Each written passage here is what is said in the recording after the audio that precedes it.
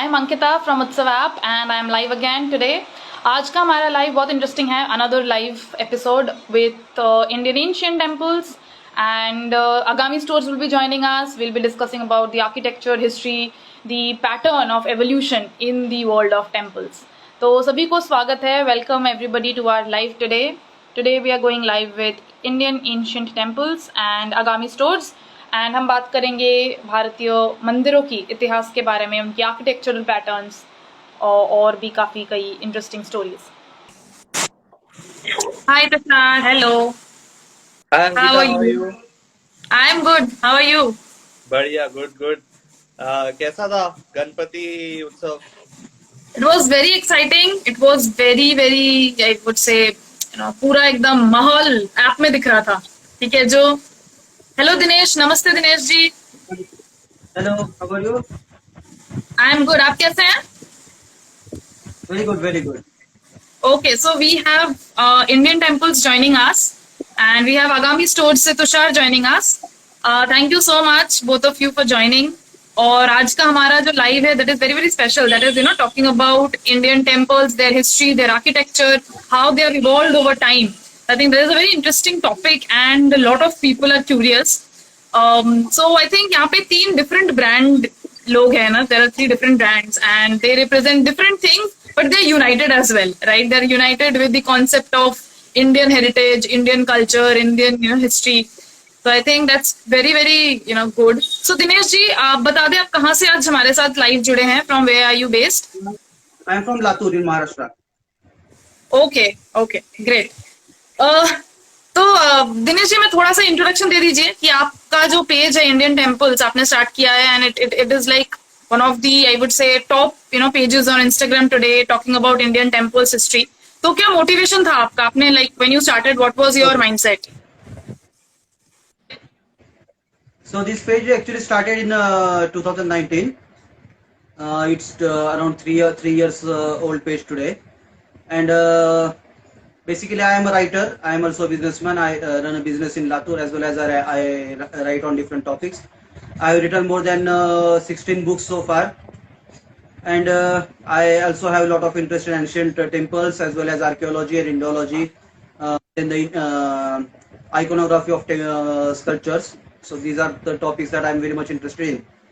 And recently I have also won this award, Lokmat Digital Influencer Award, for the same page, for Indian Temples page. I have received this award. So yeah, basically that's all I can say about me. Absolutely, I think that is so wonderful and we can't congratulate you more. तो हम आज ज्यादा time waste नहीं करते, आगे बढ़ते हैं। So Dinesh जी, हमें थोड़ा बताएं कि जो हमारे हिस्टोरिक टेम्पल्स इतने सालों सालों पुराने हैं, but still there are bits and pieces of science visible there, right? Scientific उसमें रिसर्च किया हुआ था या the pattern that was developed, उसके बारे में हमें थोड़ा सा और बताएं कि कैसे हुआ था ये। बेसिकली अगर साइंस की बात करते हैं हम, specifically science related to temples, Vastushastra has been a very developed science since long. वैसे तो actually written evidences we receive from second और third century AD, but even before that there are some theories that say Vastushastra existed even before that. So at least from second century onwards we have Vastushastra. Vastushastra is what defines how a particular monument is to be built, where it is to be built, how it should be structured, how should its demographic be, how should its shapes and everything be, in which corner which things should be there, like where should be the garbhagriha placed, how long should be antral, how big should be a mandapa of the temple. So all this is included in the Vastushastra, you can say. So yeah, Vastushastra has been a very developed science all over the time, and that has been very effectively utilized in all the temples, right from second century or third century to even till today. Right. अगर हम बात करें ना, अभी बहुत type के temples हैं India में, राइट? तो you have been a writer, you have been a researcher. अगर आप हमें बताएं कि अगर जिसको बिल्कुल कोई आइडिया नहीं है, लाइक फॉर एग्जांपल मी, तो उनको आप समझाने के लिए प्राइमरी स्टाइल्स ऑफ टेम्पल्स कितने सेगमेंट्स में वी कैन डिवाइड, और what are the primary styles of designing temples? There are actually a lot of styles, and they specifically go by state to state और region to region. Her region में अलग style का temple है, लेकिन अगर broadly classify करना है, You can classify them as Nagar style architecture, Dravid style architecture, and Kalinga style architecture. These are the three main temple type of architectures. So mostly जो Odisha waste Bengal area है वहां पर आप देखेंगे Kalinga style architecture is mostly dominant. In northern parts of India, we can see a lot of Nagar style temples, and in southern part we will see Dravida style temples. So these are the three most broadly classified types of temples. Obviously, there are more different styles. Like there are Maratha style architecture, or there are Pandya style architecture. There are Badami Chalukyas, the Kalyani Chalukyas. They have their own different style. The Pandyas or the Cholas have their own different style. So everyone had different way of interpreting things, different way of building temples. Every dynasty had different style. But broadly, we can classify them in three styles. Right.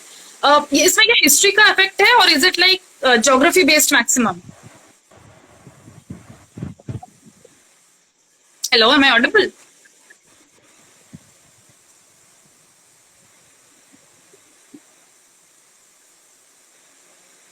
Hello Tushar, can you hear me? Yeah, we can. Hello Dinesh ji, आप मुझे सुन सकते हैं? Yeah, सुन सकता हूँ. हाँ, तो मैं कह रही थी कि इसमें मैक्सिमम क्या ज्योग्राफी बेस्ड डिफरेंसेस ये है या फिर ये टाइम के साथ, हिस्ट्री के साथ भी इवॉल्व हुआ है? बोथ वेज क्योंकि फर्स्ट थिंग ये होता है कि जो भी टेम्पल आपको बिल्डअप करना है उसके लिए जो लोकली सोर्स मटेरियल है that is mostly being used. So अगर आप से बागलकोट साइड जाओगे अगर कर्नाटका में, you will see lot of rock cut temples और temples that are build by granite rocks. So these rocks were locally available. अगर आप वेस्ट बंगाल साइड जाते हो तो आपको टेराकोटा के टेम्पल ज्यादा दिखेंगे because those are the locally source materials. अगर आप राजस्थान से पत्थर ले जाके अगर वेस्ट बंगाल में टेम्पल बनाओगे, so that's not really very feasible or very practical option. So that is one aspect, geography based evolution. Second was time based because different eras, different time frames, they had different kind of architecture styles. They had different kind of workers who were working on the temples. So like Right. for first or second century अगर आप Satavahana times में अगर जाते हो, so they had abundant number of workers who were very much skilled in building rock cut temples. So you will see lot of rock cut architecture in that time frame. But after say 5th or 6th century, you won't find many rock cut architectures. After 5th or 6th century, the evolution gradually tilted towards building rock like standalone temples rather than hilly temples. Mhm. These are time based evolution, Right. obviously. Right. I'll give a few minutes to Tushar. He's been listening. Tushar, there has been some good feedbacks for you in the comments as well. Agami Store's journals are like extremely nice. Tushar, if you can share a bit about your brand, what you are building at Agami Stores. तो basically हमारा concept ऐसा है कि इतना सारा जो knowledge है जो इंडियन टेम्पल्स से वो भी शेयर कर रहे थे कि जितना डिस्कवर करो उतना कम है. You are always learning new things no matter how much you know about it. तो ये जो सब नॉलेज है इट्स हमारा खाली बेसिकली यही आइडिया था कि we should somehow try and give it a contemporary style. जो आज के जो टेस्ट है, जो आज के लोगों के डिजाइन प्रेफरेंसेस है, उसको उस स्टाइल में हम कैसे डिलीवर कर सकते हैं, ये हमारा थोड़ा सा अटेम्प्ट है. सो अच्छी बात है, people are liking it and giving positive feedback. That's very encouraging for us to come out with new things because at this stage support and encouragement is very important from the community who's interested in these things. Right, right. So Agami Stores have been our partner, right? During Ganesh Utsav, they were our merchandise partner and they have been with us. So thank you so much, Tushar, for joining today. Right? We'll move on to our next question. So Dinesh ji, अगर हमें बताना हो कि India का सबसे पुराना temple कौन सा है, what will be your answer? पुराना एग्जिस्टिंग टेम्पल अगर हम सोचते हैं तो सांची का टेम्पल नंबर 17 जो है that is considered to be the oldest standing temple so far, oldest surviving temples. Recently I had posted a reel that talks about 10 oldest standing temples in India. So you can just check out the reel and you will get to know about all top 10 temples that are still existing. There are actually Sure. different opinions because many people from Bihar think that Mundeshwari temple that is from first century BCE, the first century AD, that's what they claim, and they claim that it's the oldest temple. But so far the evidences are not available to substantially support this claim. So I Hmm. won't go without any substantial evidences. Right right right correct और अगर हम unique temples की बात करें, हाँ, जैसे काफी, जैसे कोणार्क का जो टेम्पल हो गया, या फिर हम, है ना, टेम्पल्स की बात करें, एलोरा टेम्पल हो गए, तो if I had to tell you कि सबसे यूनिक टेम्पल या सबसे, है ना, आपको देख के कुछ फील हुआ हो, है ना, आपको कुछ अलग से ही लगा हो देख के, तो आपके एक्सपीरियंस से आप कौन सा नेम करेंगे? मेरे एक्सपीरियंस में तो मैं जिस भी टेम्पल पे जाता हूँ, every time I feel something unique. I find something different in that temple. So right from if you go to Srinagar's Srinagar Shankaracharya temple, or you go to Kanyakumari's Kumari Amma temple is very much unique in its own style.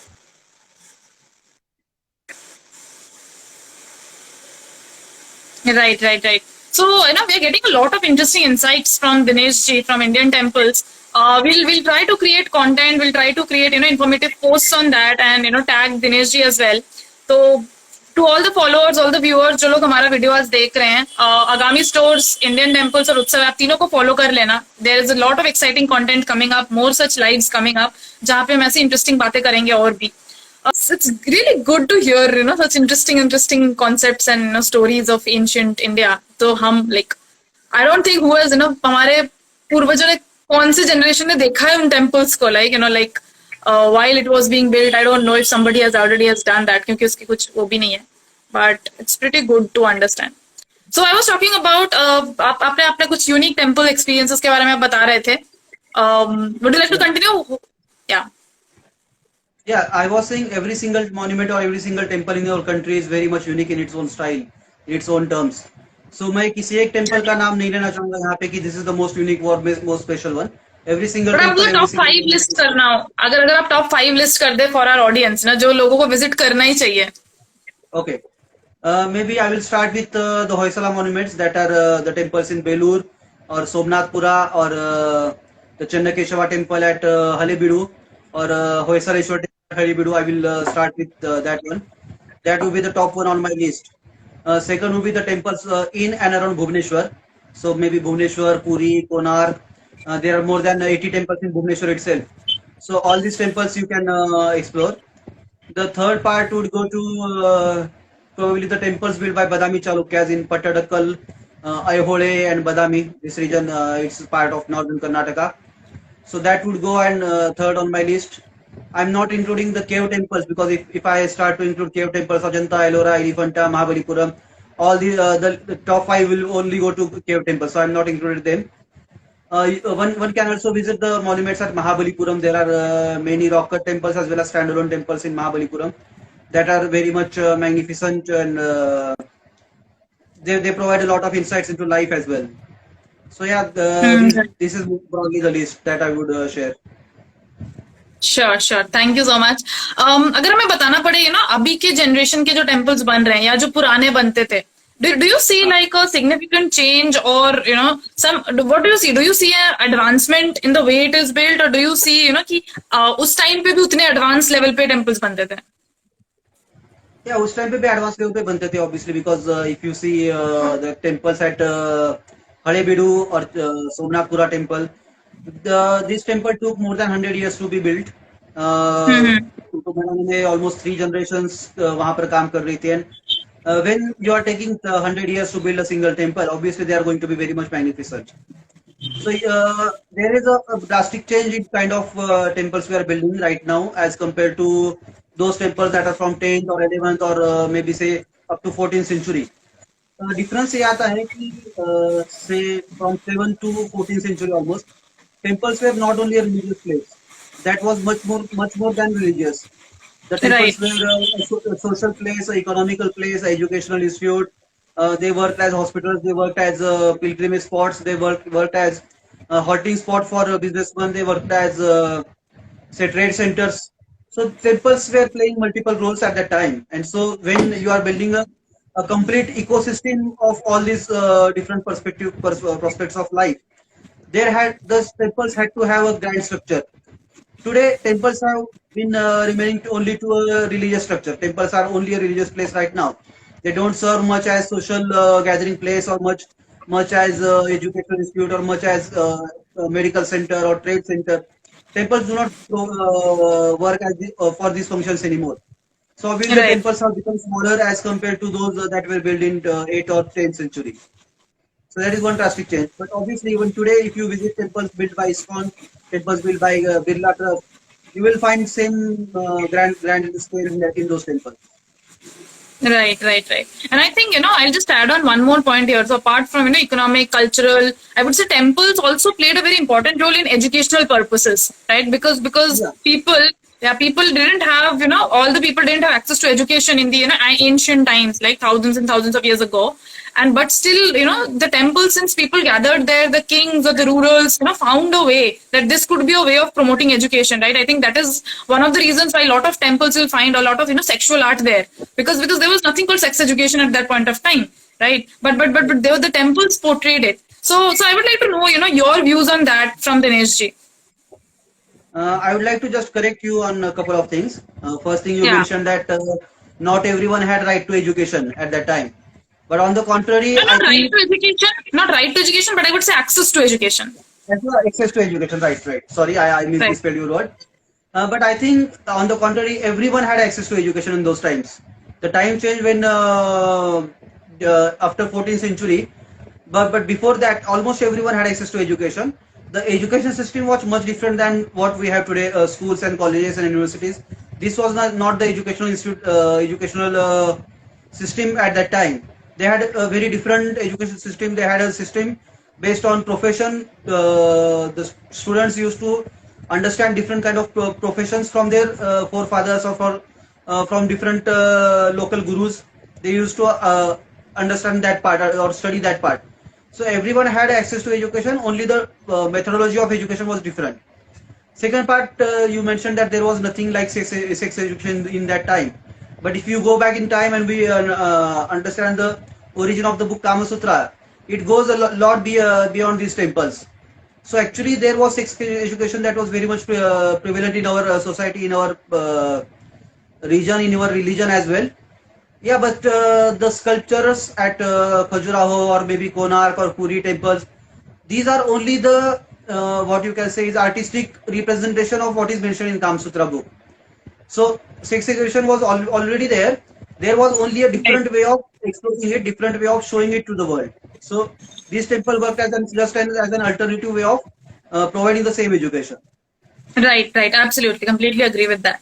Right. So we don't have much time. Dinesh ji will have to leave at 9 p.m. So we have a few more minutes with him. So Dinesh ji, the last bit we would like to know about, the conservation of temples, how it is happening today. What are the bits and pieces that we can also, contribute to that? If you want, we can extend it to 10 more minutes. Maybe I can just inform the other person that I will be late. If you want that, obviously. Sure. I think that will be great. Yeah. So you were asking about conservation of temples. So conservation has always been happening. I mean, it's not really what's going on right now. It wasn't there earlier or in the earlier governments. It isn't like that. But yeah, the speed of conservation or rather the spread of news has increased recently. If you say conservation, how we can help in that? I would like to share one simple experience from my own life. There is a place called Dharmapuri that's in Maharashtra, and there was a broken temple in that village. When I visited there, there was a temple that was in totally shattered state. The sculptures from the temple were just laying around in the farm.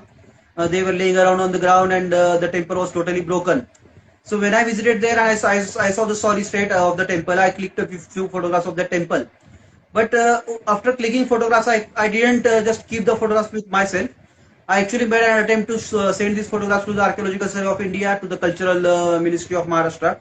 And obviously, I was not the only one who spread this information. There were many more like me who actually took some efforts for that temple. I also spoke to the local villagers. I told them how important the monument is and how they can preserve.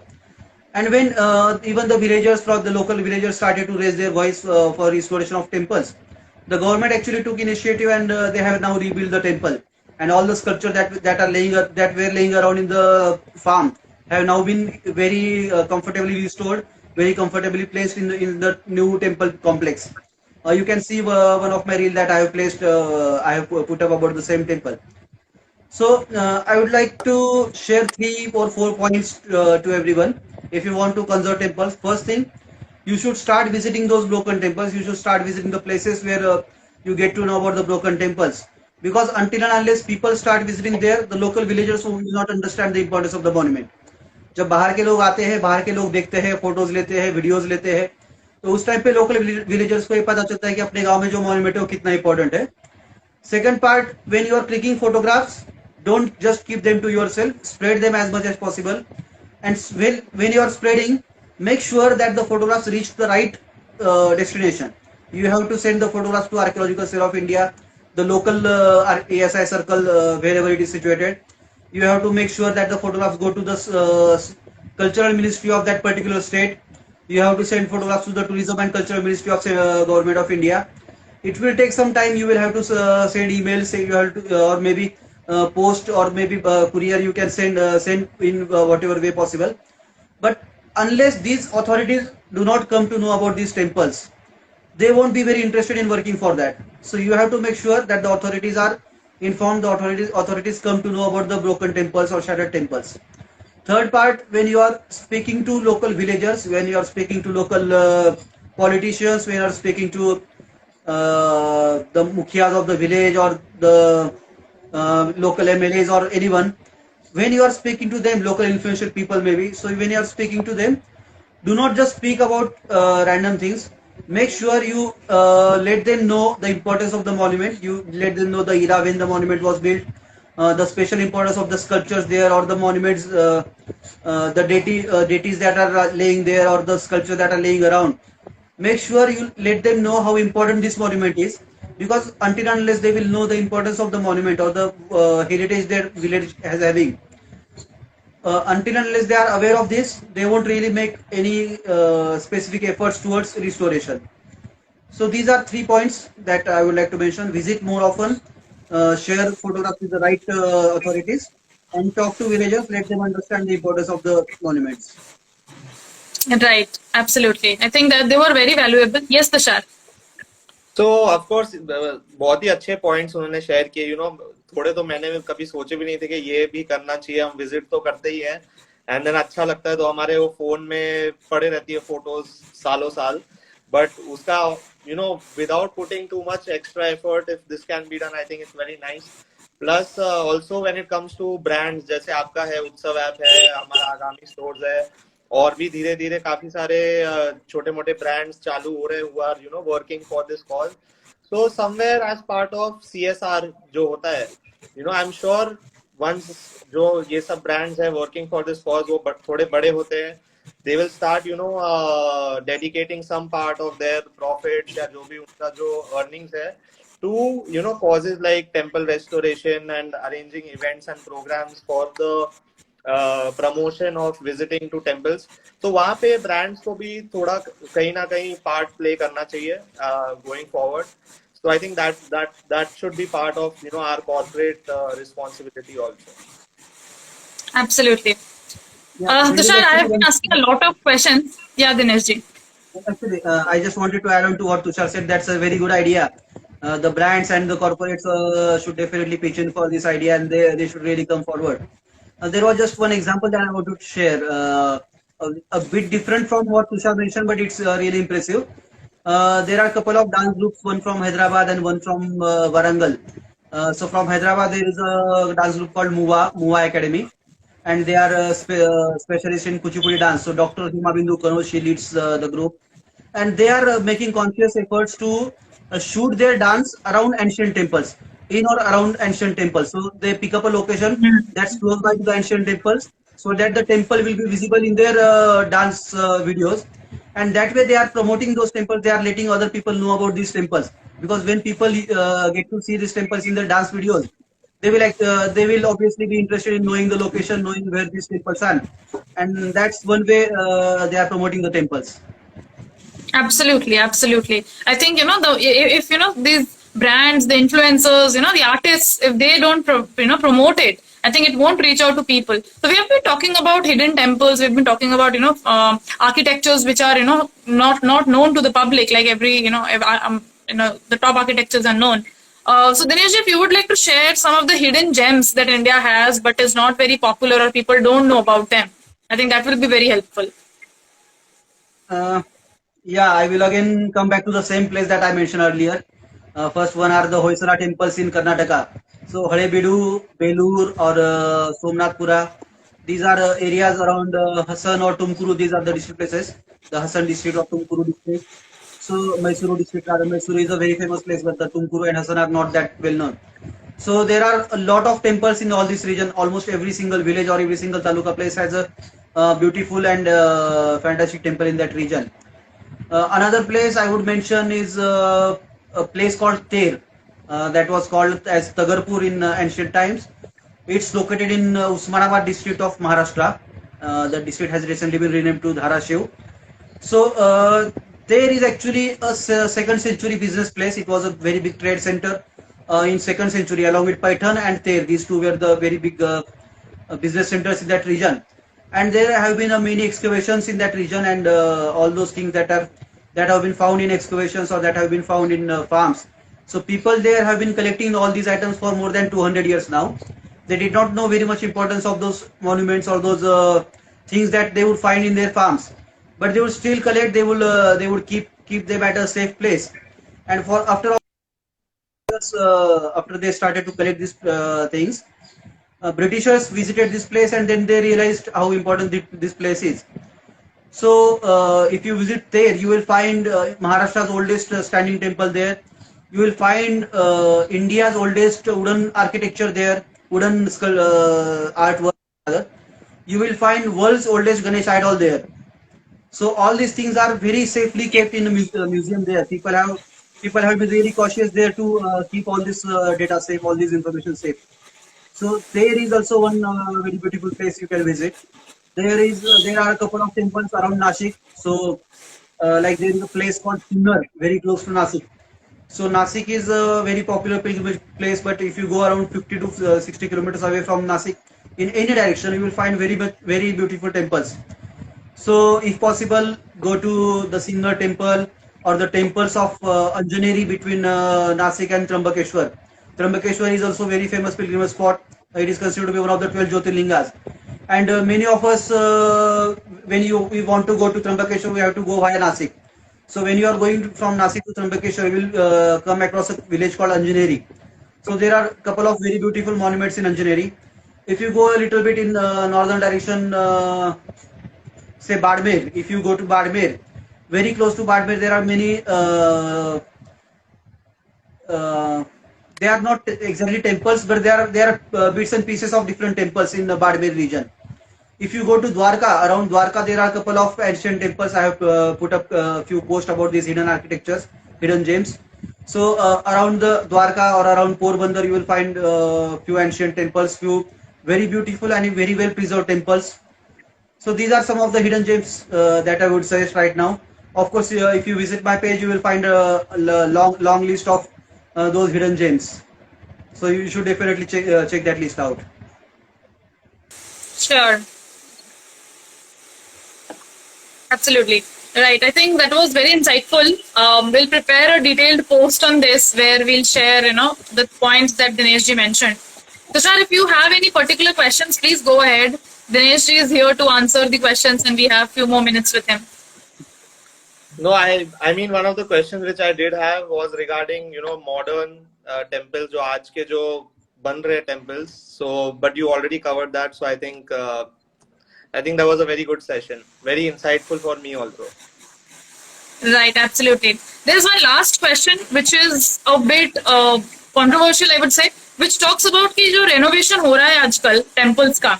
Do you think it is, it is tampering the authenticity of the temple, or is it, making changes to the ancient architectural gem that we had? If we have to talk about this part, there will be actually two different ways of looking at it. Firstly, there are temple restorations that are done by Archaeological Survey of India, or restoration done by the Cultural Ministry, or other such government authorities. So when they are doing the restoration work, I think they are doing it very excellently. They are actually trying to match the older architecture, that how that temple was supposed to be. Because one live example that I would give, I earlier spoke about Dharmapuri and how that broken temple has recently been renovated or reconstructed. So when I visited that temple, even during the restoration work, I visited that place a couple of times, and even after restoration, I recently been there. So if we see at the temple, we will realize that they haven't done any changes in how the temple architecture must have been. The kind of antara, they only the garbhagriha and a small part of antara was existing there. So the Bhaya Mandapa they have completely rebuilt. The Jagati they have completely rebuilt. So when building Jagati or when building the Bhaya Mandapa, they have actually made very conscious efforts to use the same kind of stone that is already existing in the Garbhagriha. They have brought that stone from long distance. They have made sure that exactly the same stone will be available, and the new temple would be built in exactly the same stone. There were a couple of pillars that were still existent at that place. So every other pillar in that newly built temple has been built in the same way. Those two pillars were there. So obviously, when the government is taking the restoration work, they are making very special efforts, very conscious efforts to match the original architecture style or to match the original grand scale of the temple. But yes, there are many temples that are being reconstructed by the local villagers, and you cannot blame them actually, because they want the monument to be Right. restored, or they want the monument to exist. But when they are doing the architectural reconstruction or the restoration of these temples, there are many times some broken structures, some broken sculptures. They are actually not very much careful of what stone they are using.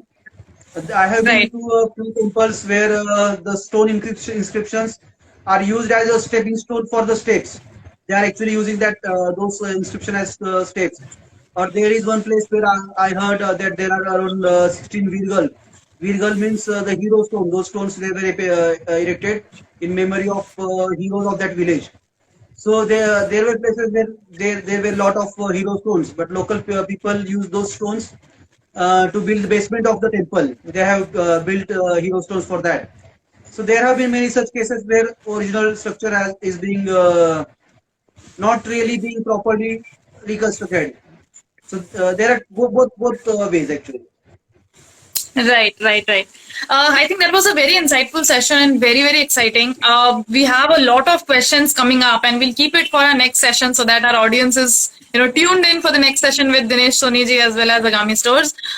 We have questions like, history of Ellora, how Konark Temple was built. We have questions related to, temple conservation, about whether photo shoot should be allowed in temples or not, the controversies. So we have a bunch of interesting questions coming up, but we'll keep that, for the next day, so that we are, super excited for that as well. Thank you, Dinesh ji, for joining us today and for giving us your time.